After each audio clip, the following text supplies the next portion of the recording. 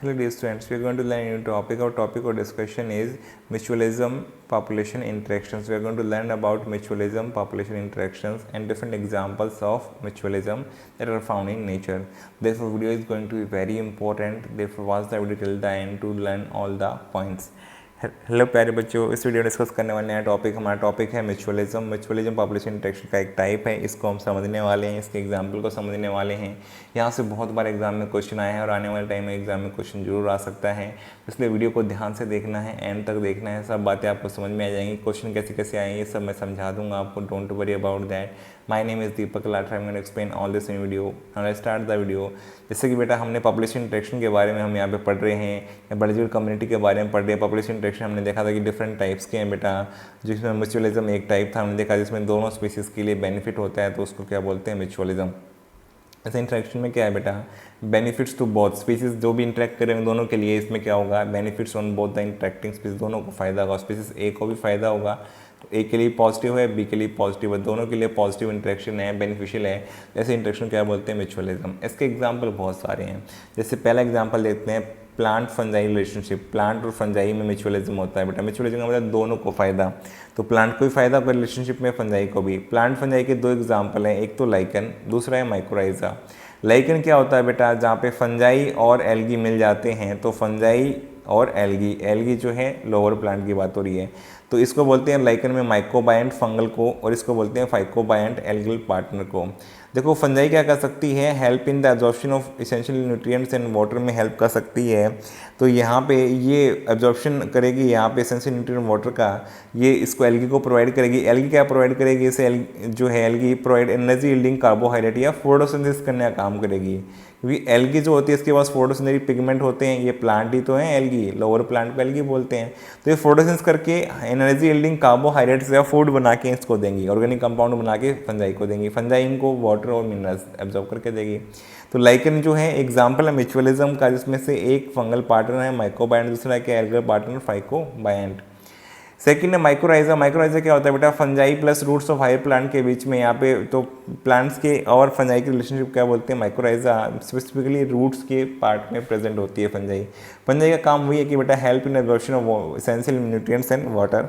Plants क्या इसको देंगे, रूट्स क्या देंगे, इसको प्रोवाइड एनर्जी यील्डिंग कार्बोहाइड्रेट यहाँ पे देंगे। फोर्डेंस के द्वारा जो खाना बना था वो ट्रांसपोर्ट होकर रूट्स में आएगा, रूट्स किसको दे देंगे बेटा, फंजाई को। तो फंजाई इनको ये वाली हेल्प कर देंगे और ये इनको, दोनों के लिए फ़ायदा होगा ऐसी रिलेशनशिप। ऐसे क्या बोलते हैं बेटा, म्यूचुअलिज्म। क्या बोलते हैं, म्यूचुअलिज्म।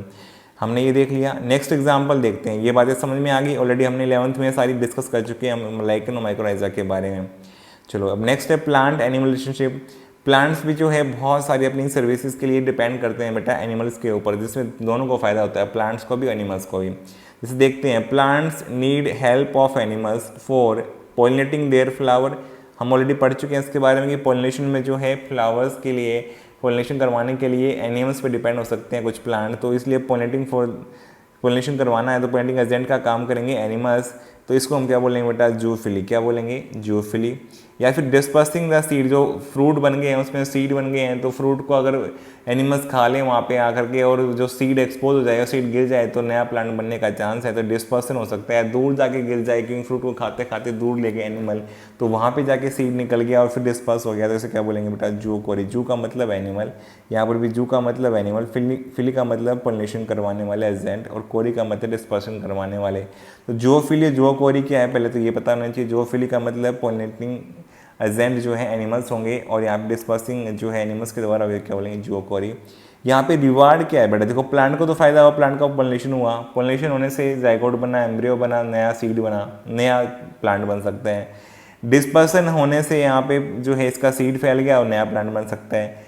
एनिमल्स को क्या फ़ायदा हुआ, जो यहाँ पे पॉलिनेटिंग एजेंट है उनको क्या फ़ायदा हुआ, उनको बेटा पोलन और नेक्टर मिलते हैं, रिवार्ड और फीस उनके लिए, तो पोलिनेटर इसको खा के एनर्जी ले सकते हैं।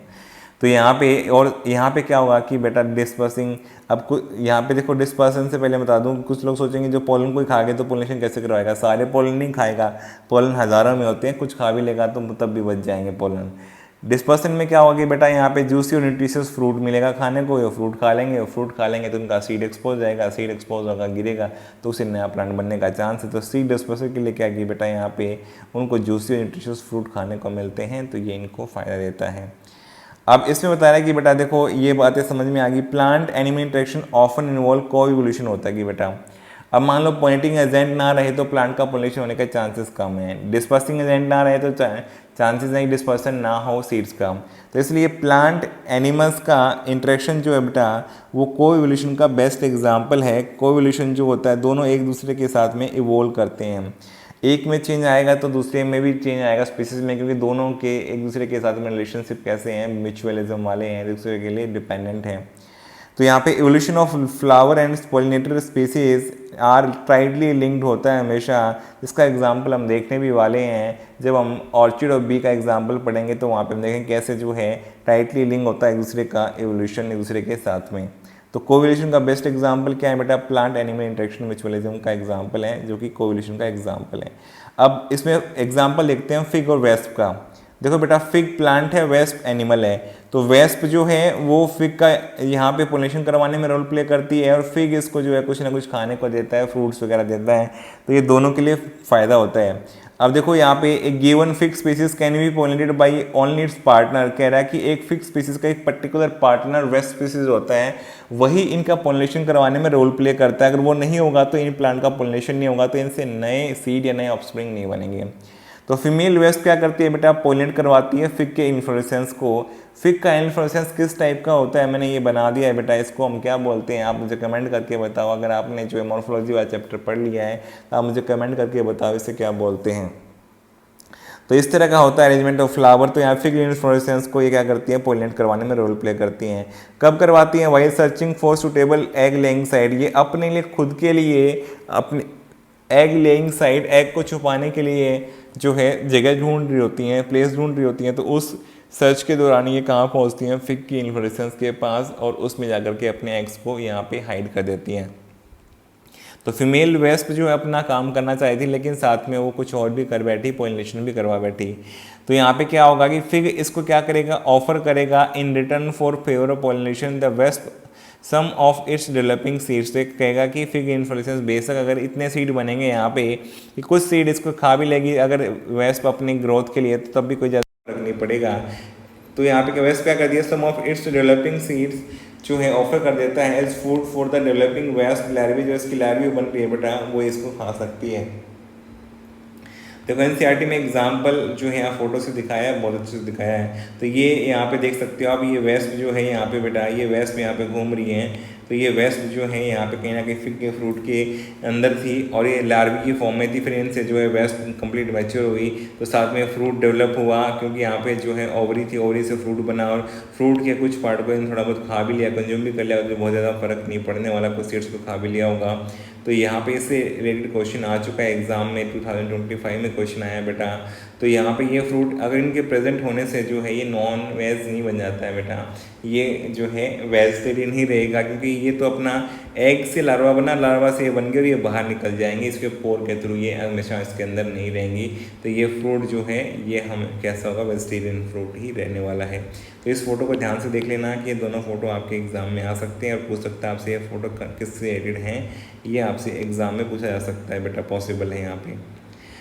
फिर ये कहता है कि फीमेल वेस्प क्या करती है बेटा, ये सर्च कर रही होती है स्टेबल साइट, तो इसलिए क्या करती है फीमेल वेस्प यूज़ करती है उस फ्रूट को नॉट ओनली एज एन ओवी पोजीशन का मतलब है एग लेइंग साइट के लिए, बल्कि साथ में क्या करती है डेवलपिंग सीड्स को क्या कर लेती है, जो फ्रूट के अंदर नरिशमेंट के लिए यूज़ कर लेती है अपने लार्वे के लिए। तो इससे बेटा दोनों को फ़ायदा हुआ, जो पोलिनेशन हो गया फिग का और साथ में वेस्प को जो है हाइड करने के लिए ओवी पोजीशन मिल गई या एग लेइंग साइट मिल गई, और इसके साथ में क्या होगा, इसको नरिशमेंट मिल गया लार्वे को डेवलप करने के लिए। तो यहाँ पे एग्जाम्पल किसका हुआ है, म्यूचुअलिज्म का एग्जाम्पल हुआ फिग एंड वेस्प।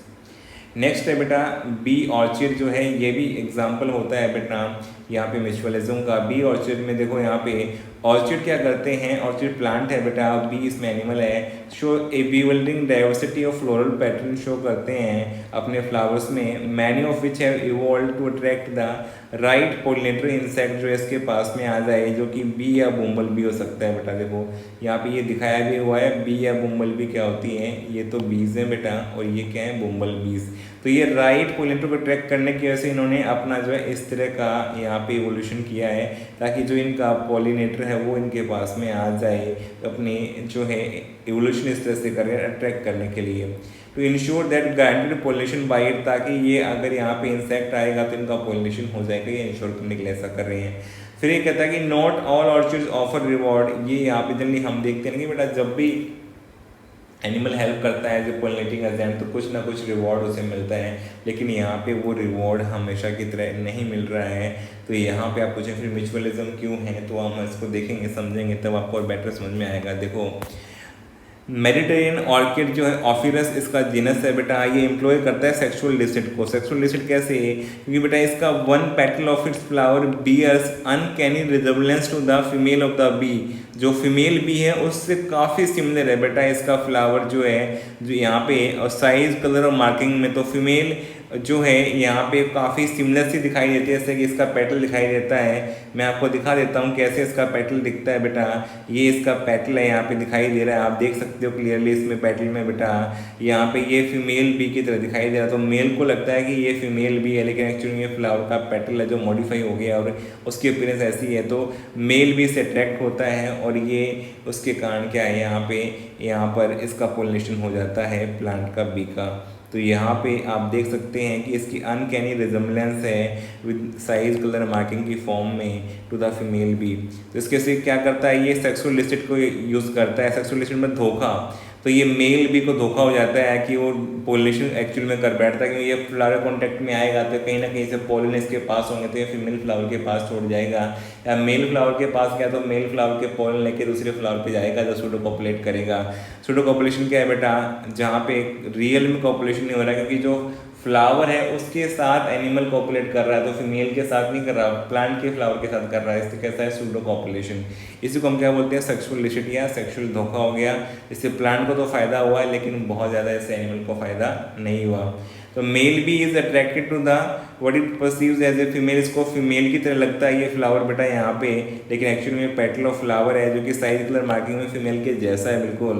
तो सूडो कॉपुलेट करेगा इसके साथ में, सो लगा कि फीमेल फ्लावर है यहाँ पे जो, या सॉरी जो फ्लावर है वो फीमेल की तरह, इसको फीमेल बी की तरह दिखाई देगा, लेकिन ये इसको परसीव फीमेल कर रहा था लेकिन एक्चुअली फीमेल नहीं है, इसलिए कैसा हुआ pseudo copulate the flower. During that process यहाँ पे dusted with the pollen from the flower, अगर ये मेल फ्लावर और इसके पोलन जो है इस बी के मेल बी के ऊपर चले जाएंगे बेटा यहाँ पे, और जो है when this same bee pseudo copulate another flower, से फ्लावर के पास जाएगी तो ये ट्रांसफर कर देगी बेटा पोलन, और इससे क्या हो जाएगा पोलिनेशन ऑफ फ्लावर हो जाएगा। तो यहाँ पे ये एनसीईआरटी का डायग्राम है, मैं आपको दिखा देता हूँ। एनसीईआरटी का डायग्राम भी आपको याद रखना है, ये एनसीईआरटी में डायग्राम दिया है तो ये किसका एग्जाम्पल है बेटा, बी एन ऑर्चिड का एग्जाम्पल है, यहाँ पे एनसीईआरटी में गिवन है, तो ये भी आपको ध्यान रखना है। तो यहाँ पे आपने देखा कि कैसे जो है ये सूडो कॉपुलेट करेगा सेक्सुअल लिसिट का फ़ायदा उठा करके। मेडिटेरियन ऑर्किड जो है ऑफिरस जो यहाँ पे मेल बी से सूडो कॉपुलेट करवा के अपना पोलिनेशन अचीव कर लेता है। तो यहाँ पे देखो बेटा एक कोवुलेशन का बेस्ट एग्जांपल है, ये फेल हो सकता है अगर मान लो यहाँ पे फीमेल बी के अंदर चेंज आ जाए और जो पेटल ऑफ फ्लावर है उसमें चेंज ना आए, तो फिर हो सकता है मेल भी जो था वो फीमेल फ्लावर के ये जो अट्रैक्ट कर रहा था, सेक्सुअल लिसिट कर रहा था, सूडो कॉपुलेट कर रहा था, वो उससे फ्लावर से ना करे।